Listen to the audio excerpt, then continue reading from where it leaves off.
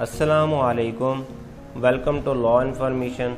आज की इस वीडियो में हम पाकिस्तान के अदालती निज़ाम को डिस्कस करेंगे। पाकिस्तान में कितनी इक़साम की कोर्ट्स मौजूद हैं और इनमें कौन से जजेस बैठते हैं, और इसके अलावा इन अदालतों का दायरा इख्तियार क्या होता है, कौन सी कोर्ट्स कौन से मुकदमात को सुन सकती है और कौन सा जज कितनी सज़ा दे सकता है। तो आइए व्यूअर्स अपने टॉपिक की तरफ चलते हैं।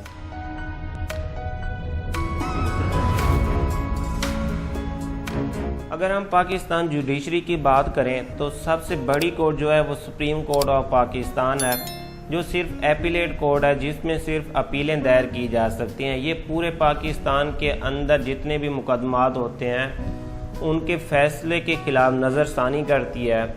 और इसके बाद हाई कोर्ट हर सूबे के अंदर मौजूद है, जैसे लाहौर हाई कोर्ट सिंध की जो है वो कराची में है, और इसी तरह से पेशावर में हाई कोर्ट है जो खैबर पख्तूनख्वा की है, और बलूचिस्तान की जो हाई कोर्ट है वो कोयटा में मौजूद है। इसके अलावा इस्लामाबाद हाई कोर्ट भी मौजूद है। फिर इसके नीचे जो कोर्ट्स हैं वो हैं जी डिस्ट्रिक्ट कोर्ट्स। डिस्ट्रिक्ट कोर्ट जो होते हैं ये लोअर कोर्ट इनको कहा जाता है। इसमें कोर्ट ऑफ सेशन, मजिस्ट्रेट और इसके अलावा स्पेशल कोर्ट्स भी मौजूद होती हैं। अगर हम लॉ के अंदर देखें कि इन कोर्ट्स को कहाँ पे डिस्कस किया गया है, अगर क्रिमिनल कोर्ट की बात करें तो इसको सेक्शन 6 CRPC डील करता है, जिसमें बताया गया क्रिमिनल कोर्ट्स दो तरह की हैं, जिसमें कोर्ट ऑफ सेशन और कोर्ट ऑफ मजिस्ट्रेट है। कोर्ट ऑफ मजिस्ट्रेट को मजीद कैटेगरीज के अंदर डिवाइड किया गया है, जिसमें magistrate first class, magistrate second class, magistrate third class और इसके अलावा मजिस्ट्रेट अंडर सेक्शन 30 भी मौजूद है।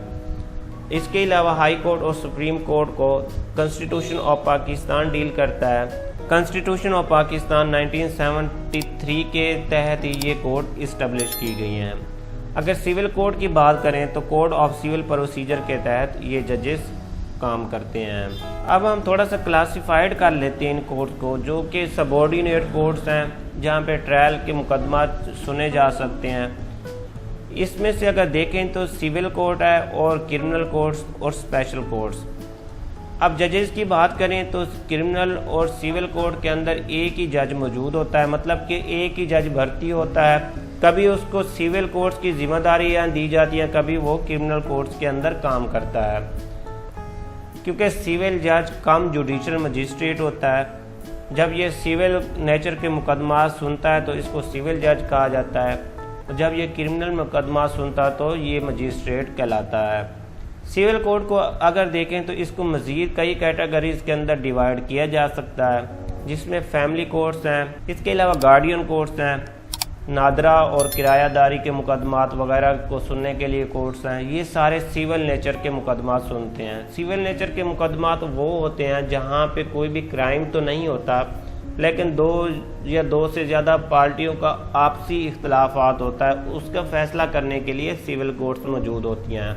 इसमें पैसों का लेन देन, प्रॉपर्टी का लेन देन वगैरह शामिल होता है। अगर हम बात करें क्रिमिनल कोर्ट्स की तो इसमें मजिस्ट्रेट मौजूद होते हैं। अगर कोई भी शख्स जब कोई ऑफेंस करता है जिसे लॉ में क्राइम डिक्लेयर किया गया तो उसके खिलाफ FIR दर्ज की जाती है। तो जब भी FIR दर्ज होगी तो उसका जो मुकदमा होगा वो क्रिमिनल कोर्ट्स के अंदर चलाया जाएगा। इसमें magistrate first class, second class, magistrate third class मौजूद होते हैं। इनकी मुख्तलिफ पावर्स हैं जो कि हम आगे डिस्कस करेंगे। तो इनको इलाका जुडिशल मजिस्ट्रेट भी कहा जाता है कि उनकी जिम्मेदारियां लगा दी जाती हैं कि इस पुलिस स्टेशन के जितने भी मुकदमात होंगे तो ये वाला जज सुनेगा। इस एरिया के अंदर जितने पुलिस स्टेशन लग रहे होते हैं उसका जो मखसूस जज होता है, जो इलाका जुडिशल मजिस्ट्रेट होता है, उसको ट्रांसफ़र कर दिए जाते हैं। इसके अलावा स्पेशल कोर्ट की बात करें तो इसमें नैब, FIA, बैंकिंग और रेवेन्यू कोर्ट्स वगैरह मौजूद होते हैं। ये स्पेशल नेचर के कोर्ट्स हैं और इसमें दहशतगर्दी कोड भी शामिल है। ये सेशन कोर्ट के इक्वल्स होते हैं। अगर कोई भी ऐसा मुकदमा होगा जो स्पेशल नेचर का, जैसे नैब वगैरह या FIA का आएगा, तो वो इन कोर्ट्स के अंदर चलाया जाता है। अब हम बात करते हैं मजिस्ट्रेट की पावर्स पर। मजिस्ट्रेट फर्स्ट क्लास, इसकी जो जुरिस्डिक्शन होती है ये ज़्यादा से ज़्यादा 3 साल तक सज़ा दे सकता है, और जो जुर्माना करेगा वो 45,000 से ज़्यादा नहीं होगा। इसके बाद जो है मजिस्ट्रेट सेकंड क्लास ये ज़्यादा से ज़्यादा 1 साल तक कैद की सज़ा दे सकता है। ये वही मुकदमा सुनेगा जिसके अंदर ज़्यादा से ज़्यादा मैक्सिमम जो पनिशमेंट होगी वो 1 साल तक होगी। और इसके अलावा ये जो जुर्माना कर सकता है वो 15,000 से ज़्यादा नहीं होगा। मजिस्ट्रेट थर्ड क्लास जो है ये 1 महीने से ज़्यादा की सज़ा नहीं दे सकता और 3,000 से ज़्यादा जुर्माना नहीं कर सकता है। अब हम बात करते हैं मजिस्ट्रेट अंडर सेक्शन 30 CRPC। अगर मजिस्ट्रेट फर्स्ट सेकंड और थर्ड क्लास कोई मुकदमा नहीं सुन सकते तो वो फिर मजिस्ट्रेट अंडर सेक्शन 30 के तहत जो होता है उसको ट्रांसफ़र कर दिया जाता है।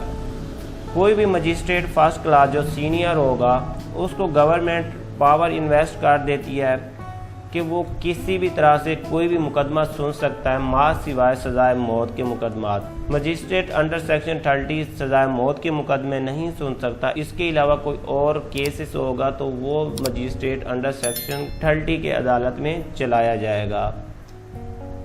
अब यहाँ पे बात ये सोचने वाली है कि मजिस्ट्रेट अंडर सेक्शन 30 भी कोई सजाए मौत के मुकदमात नहीं सुन सकता तो फिर वो कहाँ पे भेजे जाएंगे।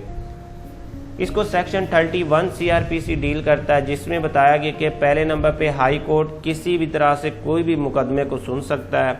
इसके बाद सेशन और एडिशनल सेशन जज मौजूद हैं, ये किसी भी तरह से कोई भी मुकदमा सुन सकते हैं और सजाए मौत के मुकदमात भी सेशन कोर्ट में चलाए जाते हैं। अगर सेशन जज या एडिशनल सेशन जज किसी को सजाए मौत दे देता है तो उसकी कन्फर्मेशन हाई कोर्ट करेगा। हाई कोर्ट की कंफर्मेशन के बगैर किसी को सजाए मौत नहीं दी जा सकती, तो वो फाइल जो होती है वो हाई कोर्ट में भेज दी जाती है। हाई कोर्ट के जजेस उसको देखते हैं, या तो वो सज़ा को वही बरकरार रखते हैं या उसको रिवाइज कर देते हैं। और इसके बाद इस सेक्शन में ये भी बताया गया कि असिस्टेंट सेशन जज भी मौजूद होते हैं जो सेशन जज के मातहत होते हैं। ये भी सजाए मौत और 7 साल के ज़्यादा के मुकदमात को नहीं सुन सकते। 7 साल से कम के जितने भी मुकदमात होंगे वो असिस्टेंट सेशन जज उनको भी सुन सकता है। ये जो डिस्ट्रिक्ट और सेशन जज है ये एक ही बंदा होता है, ये सिविल नेचर के मुकदमात को भी सुनता है और इसी तरह से ये क्रिमिनल मैटर को भी सुनता है। जब कोई भी एडिशनल सेशन जज आमतौर पर बैठेगा क्रिमिनल मैटर को सुनेगा तो उसे ASJ कहा जाएगा, और अगर वो सिविल नेचर के मुकदमात को सुन रहा होगा तो फिर उसे ADJ कहा जाएगा, कोर्ट ऑफ अपील्स या एपीलेट कोर्ट। अगर कोई भी बंदा किसी भी मुकदमे से सेटिस्फाई नहीं होता तो वो अपनी अपील कहाँ पे दायर कर सकता है। सबसे पहले देखें, अगर किसी का मुकदमा क्रिमिनल कोर्ट में चला है और क्रिमिनल कोर्ट ने उसको डिसाइड कर दिया तो वो बंदा उस डिसीजन से सेटिस्फाई नहीं होता तो वो अपील दायर कर सकता है सेशन कोर्ट में, और सेशन कोर्ट से भी अगर वो सेटिस्फाई नहीं होता तो फिर हाई कोर्ट में भी वो जा सकता है, अपनी अपील वहाँ पे दायर कर सकता है। अगर हाई कोर्ट के डिसीजन से भी वो सेटिस्फाई नहीं होता तो फिर वो सुप्रीम कोर्ट से रुजू कर सकता है। सुप्रीम कोर्ट का डिसीजन जो होता है वो फाइनल डिसीजन होता है, उसको कहीं भी चैलेंज नहीं किया जा सकता। हाँ, अगर कोई ऐसा मुकदमा जैसे सजाए मौत के होते हैं वो सदर पाकिस्तान के पास अपनी अपील दायर कर सकता है। हाई कोर्ट भी एपीलेट कोर्ट है, लेकिन इसमें रीट पिटीशन डायरेक्ट दायर की जा सकती हैं। ये तो था व्यूवर्स आज की हमारी वीडियो का टॉपिक। आई होप कि आप सबको समझ आ गई होगी। किसी का कोई भी क्वेश्चन हो तो हमें कमेंट्स करें। अल्लाह हाफिज़।